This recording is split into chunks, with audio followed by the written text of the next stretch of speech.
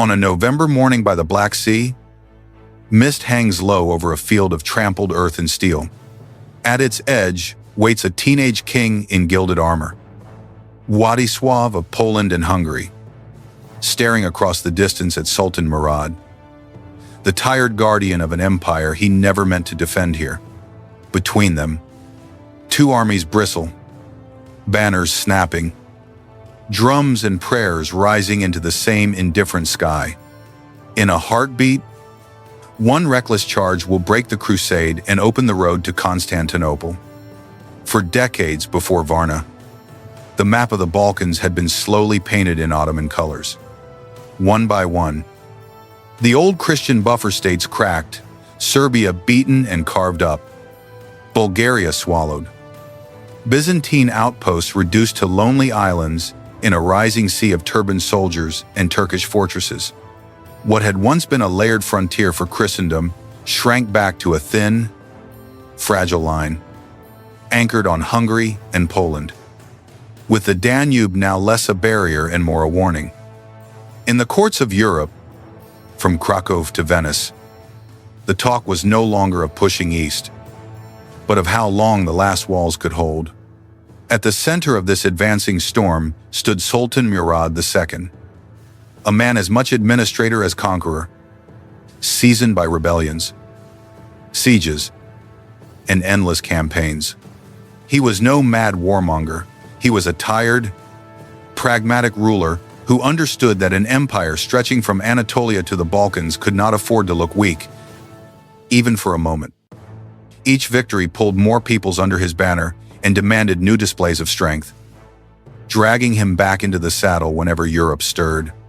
To the west, his name became a shadow that stretched over fields, marketplaces, and churches alike. In Hungary and Poland, and in the echoing halls of Venice and the Papal States, that shadow bred both fear and desperate imagination. Envoys whispered of a single great crusade, one hard, decisive blow that might roll the Ottomans back from the Danube and save Christendom's last ramparts. For once, the pieces on the board seemed aligned: a young king, a hardened general, and a coalition that might actually strike together. Europe stood at a crossroads where it could finally act as one or wait, divided and hesitant, to be ground down under the Ottoman advance. He was barely out of boyhood when they placed two crowns on his head, one for Poland and one for Hungary, and told him he was the shield of Christendom. In churches from Krakow to Buda, priests pointed to Władysław and spoke of a new David, a chosen king who would face the giant in the east and win where others had fallen. To the common people, he was the golden boy on horseback, bright armor flashing in the sun, the promise that God had not abandoned them. To the older nobles whispering in corners, he was also something else, a brave, untested youth being pushed toward a fire no one fully understood. Around him swirled a storm of expectations he had not created but quickly embraced. Every sermon that named him savior, every banner painted with his image, dug the hook of glory a little deeper into his heart. He prayed. He trained. He listened to tales of knights who had carved their names into history with one perfect, decisive battle. In his mind, the looming war with the Ottomans was not just politics or survival. It was his chance to join those legends or vanish as a footnote. Standing at his side, watching all of this with a veteran's eyes, was John Hunyadi. Hunyadi knew the frontier fortresses, the burned villages, the weight of Ottoman cavalry slamming into a line that breaks. And he did not care who got the songs if the army came home alive. Where Władysław saw a path to immortality, Hunyadi saw mud, blood, and supply wagons that might not arrive. Together they would ride toward Varna, a shining boy king and a scarred commander. And it would be the distance between their visions that decided how the story ended. The road to Varna did not begin in triumph, but in a strange mix of disaster and miracle along the Balkan frontiers. In a series of brutal campaigns, Christian armies under Hunyadi slammed into Ottoman forces hard enough to shock even Istanbul, winning bloody victories that did not destroy the empire but forced it to pause. For the first time in years, Murad agreed to talk instead of march. And out of those negotiations came the Treaty of Szeged, a piece of parchment that seemed to pull Hungary back from the edge of the abyss. The Ottomans would withdraw, the border would be stabilized, and Christendom, for a brief moment, could breathe. In royal halls and cathedrals, it felt like a deliverance. God had granted victory. The young king had survived. The old enemy had blinked. Then the envoys began to arrive, robed in silk and authority, carrying letters with papal seals and the smooth promises of Venetian merchants. They spoke of fleets on the Black Sea, of indulgences washing away the sin of broken oaths, of a just and necessary betrayal that would turn a limited success into the final liberation of the Balkans. To them, the treaty was not a blessing to keep, but a bridge to burn on the way to a greater crusade, caught between the words he had sworn and the greatness being dangled before him. Władysław listened to two futures. Hunyadi urged caution, warning that fortune was fickle, supplies were thin, and that an empire like the Ottomans would not forgive a second humiliation. The churchmen urged the opposite, wrapping ambition in holy language, telling a teenage king that to keep his oath was cowardice and to break it was sainthood. When his hand finally moved to tear up the Peace of Szeged, the ink of that broken promise drew the first clear line from a quiet council chamber to a killing field at Varna. The crusading army moved like a river of steel toward the Black Sea, banners snapping in the wind, priests walking between the ranks with crosses held high. At the front rode Władysław, young and shining, convinced that each clatter of hooves on the frozen road was another proof that Providence marched beside him. Around campfires at night, men spoke of the treaty they had defied and the empire they were about to humble, as if history itself had already been written in their favor.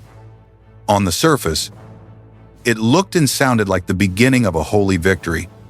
Beneath that pageantry, the cracks were already there. The army that reached the coast was smaller than the one promised in letters and sermons, with fewer seasoned veterans and more hopeful volunteers.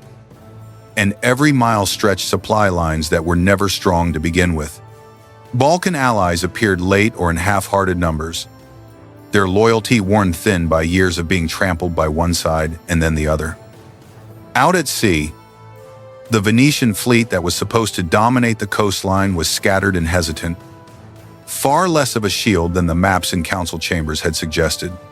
Across the empire, news of the broken oath dragged Murad back from his uneasy peace and into the saddle once more. Reluctant but resolute, he gathered a field army hardened by years of campaigning and ordered it north. Not in a blaze of enthusiasm, but with the cold determination of a man settling a debt. Ottoman columns moved with grim efficiency, crossing familiar rivers, pulling into place along routes they had marched a dozen times before. If the Christians wanted a reckoning for Szeged, he would give it to them on ground that suited him. When the crusading host finally halted near Varna, the trap closed almost without them noticing. Behind them lay the Black Sea, curling around their flank, to the sides. Lakes and marshes sucked at the frozen earth, narrowing every path of retreat to mud and confusion. In front, dust clouds and scouts' reports confirmed that Murad's army was drawing up across the only open landward approach, a wall of men and banners between them and safety. As Hunyadi and the other veterans studied the terrain and the enemy, the mood in the command tent shifted. This would not be a daring raid or a glorious march home, but a stand in a tightening noose from which there was no easy escape. The morning at Varna broke over a broken landscape, a patchwork of low hills and scrub, slick patches of marsh, and the cold glitter of the Black Sea curling along one edge of the field. Frost clung to the grass where the ground rose, but in the hollows it turned underfoot to mud, promising treacherous footing wherever men tried to advance or retreat. From above, the battlefield looked less like an open plain and more like a narrow throat of dry land, squeezed between water and wetlands. It was here that two worlds drew up their lines, each believing it still had the strength to break the other. On the Christian side, armor flashed as ranks settled into place, Hungarian and Polish heavy cavalry forming the proud, gleaming core of the line. Behind and between them, Hunyadi's hardened infantry grounded their spears and planted their banners, men who had seen Ottoman cavalry before and knew what was coming. On the flanks, Wallachian contingents took their positions, lighter troops tasked with holding the edges of a battlefield that did not have much edge to spare, while priests moved through the ranks, raising crucifixes over pale, tight faces. From Władysław's vantage point, it looked like a wall of faith and steel stretching from marsh to sea. Across the field, the Ottoman line took shape with a different kind of order. In the center gathered the Janissaries, ranks of disciplined infantry standing beneath the imperial standard, flanked by dense blocks of Anatolian and Rumelian troops, while the cavalry wings fanned out to feel for weakness along the Christian sides. Around Murad's own position, his personal guard formed a human fortress, shields overlapping, spears rooted, a living reminder that this time the Sultan would not be caught unprotected.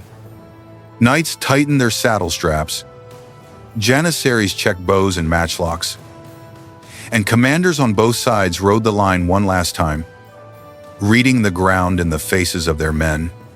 In this poised instant, before any fatal order broke the spell, the Crusaders still stood with a real chance to win. When the lines finally collided, it was on the flanks that the first cracks appeared in the Ottoman calm. Christian cavalry thundered forward, lances low, smashing into enemy horse and lighter infantry with the full weight of armored men in desperate faith.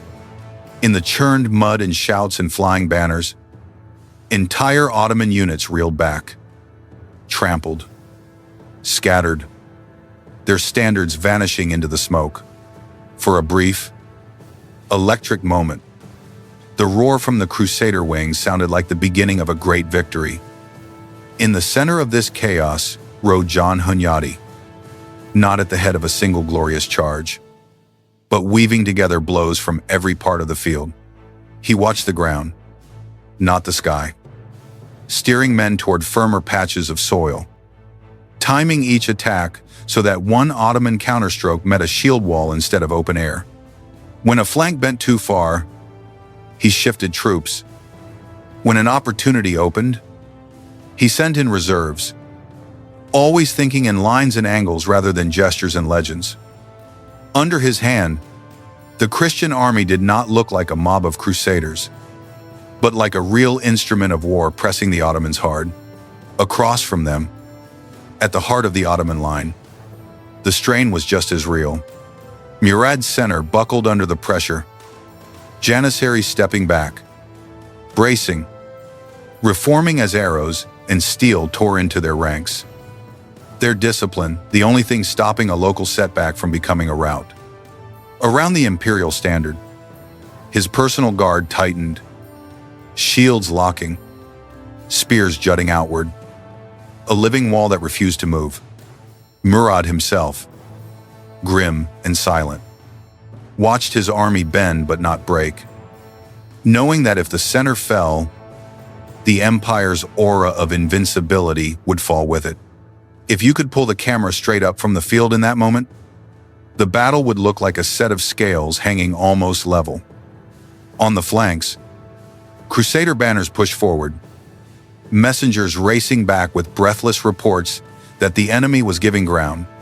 At the center, the Ottoman standard still flew, not impossibly far from Władysław's position, a tantalizing symbol of how close he was to ending the war with a single decisive blow. As he watched the smoke-wreathed banner and listened to the news of success, the young king began to believe that one bold charge might turn a hard-fought chance into a mortal victory. Around Władysław, the air buzzed with battle noise and arguments. Hunyadi, mud-splashed and furious, grabbed reins and begged him to hold the line, to let the Ottomans bleed themselves dry against the Christian front instead of gambling everything on one throw. Other voices slithered in behind that warning courtiers. Lesser lords, men drunk on the sight of retreating Ottoman units, urging the king to strike now, to ride straight for the Sultan and end the war with a single, shining blow. Between the clash of steel and the clash of counsel, the young king heard two futures, one slow and cautious, one blazing and immortal. Inside his armor, Władysław carried more than steel. He carried years of sermons and prophecies, the weight of being called a new David since he was old enough to hold a sword. From his vantage point, he saw the Ottoman standard through drifting smoke, not impossibly far away, and he imagined bards singing of the day a teenage king cut down a sultan and saved Christendom. Hunyadi's warning sounded like fear, like retreat, and the boy who had been raised on stories of saints and heroes could not bear the thought of walking off this field as anything less than legendary. When his hand finally lifted to signal the charge, it was as much to silence the doubt in his own mind as it was to answer the enemy. The royal banner rose, bright against the gray sky, and a small wedge of heavy cavalry gathered around it, lances tilting forward as hooves pawed the ground. They surged out from the relative safety of the line, pounding over uneven, churned up earth straight toward the Ottoman center, toward Murad's standard and the living wall of Janissaries beneath it. In Władysław's mind, this was the moment every tale promised the king at the point of the spear, destiny thundering at his back. On the other side, though, the Janissaries had had time to prepare, planting stakes, locking shields, bracing themselves behind obstacles for exactly this kind of glorious mistake. When the two forces met, it was not legend, but physics. Horses stumbled on hidden pits and slick ground. Lances splintered against a forest of spears, and the tight royal wedge shattered into a tangle of men and animals cut down at point-blank range. Władysław was dragged from the saddle in the crush, swallowed by blades and boots and mud, and a few moments later, his severed head was lifted on a spear above the Ottoman ranks. The sight of that young, familiar face swaying above the enemy line struck the Crusader army harder than any cavalry charge, sending panic rippling down the Christian front. In that single, reckless dash for glory, the king had not broken the Ottomans, but he had broken his own army, and the collapse of the crusade had begun. The first sign was not a trumpet, but the royal banner lurching and then vanishing into the chaos. Word moved faster than any rider, first as a rumor, then as a shout, then as a scream running down the Christian line, "The king is dead." Formations that had been holding with gritted teeth suddenly wavered, men glancing back over their shoulders as if hoping to see Władysław's colors reappear on the ridge. Hunyadi rode into that breaking wave, sword raised, voice raw, dragging standards upright and forcing units to face the enemy instead of the sea. For a few desperate minutes, he managed to stitch pieces of the line back together, barking orders for a fighting withdrawal, trying to turn panic into a controlled step back. But on the far side of the field, the sight of the king's head above the Janissaries sent a different kind of message. This enemy was leaderless, and this was the moment to strike. Ottoman cavalry surged around the flanks like water finding cracks in a dam, while the Janissaries and central infantry pushed forward with cold, relentless pressure. What had been a hard-fought battle became, almost in an instant, a rout. Men ran toward the only open space they could see: the coastline, the marshes, the narrow gaps between lake and sea that turned, under too many boots, into traps. Some flung down shields and banners to run faster. Others staggered into the wetlands and disappeared beneath the black water, dragged down by their own armor. Behind them, Ottoman riders and foot soldiers moved through the wreckage of the army, cutting down stragglers in ones and twos instead of tens and hundreds. By nightfall, the wind off the Black Sea moved over a field of torn standards and frozen bodies. And where a crusading host had stood that morning, there was only silence. When the news reached Krakow and Buda, it did not arrive as a clear report, but as fragments of a lost battle, a missing king, a crusade that had not come home. Then the confirmations followed. Slowly and cruelly specific, Władysław was dead. His army scattered. The banners that had marched to Varna, gone or in Ottoman hands. In Poland and Hungary, the bright image of the teenage golden boy of Christendom shattered overnight, leaving power vacuums, arguments over succession, and rulers suddenly more concerned with surviving at home than dreaming of victory abroad. A future that had seemed mythic and open now narrowed into cautious calculations and guarded borders. Across Eastern Europe, the shock went deeper than grief for one fallen monarch. Varna had been the great experiment, the proof that a united Christian host could march into the Balkans and challenge the empire on its own ground. And its failure poisoned the very idea of another such crusade. Nobles who had once spoken boldly of holy war now counted the cost in burned villages and empty treasuries. And kings weighed every papal call to arms against the ghost of that field by the Black Sea. For a generation, the appetite for grand, risky coalitions in the East withered, replaced by smaller, more hesitant moves along the frontier. For Murad, who had never wanted this renewed war in the first place, Varna brought a darker kind of reassurance. His prestige, dented by earlier setbacks and the broken treaty, was restored in a single, bloody day, and Europe had shown itself divided, impulsive, and unable to sustain a united effort. The deeper lesson that courage without discipline and faith without strategy could turn salvation into self-inflicted ruin was there for anyone to see. But few truly learned it. In the silence after Varna, the Ottoman court could plan its next steps with growing confidence, while Europe nursed its fear of repeating the very crusade it most desperately needed. In the years after Varna, the wound in Eastern Europe never truly closed. Hungary bled manpower and gold trying to patch its frontiers, more concerned with surviving the next campaign season than launching another grand crusade. Poland turned inward, wrapped up in its own dynastic and regional struggles, while the remaining Balkan states were picked off, pressured, or swallowed, until the frontier no longer felt like a wall, but a scattered line of desperate outposts. Where once there had been talk of great coalitions, there was now only caution and fragmented defense. On the Ottoman side, a new figure watched all of this and took notes: Mehmed, son of Murad. He grew up knowing that when Europe had gathered its strength and marched south, his father had met them at Varna and sent them home in pieces. To him, Christendom was not a looming giant, but a loud, divided neighbor that had squandered its best chance to strike together. When he looked west, he did not see the threat of another united crusade. He saw the space and time to focus on a single, glittering prize: Constantinople.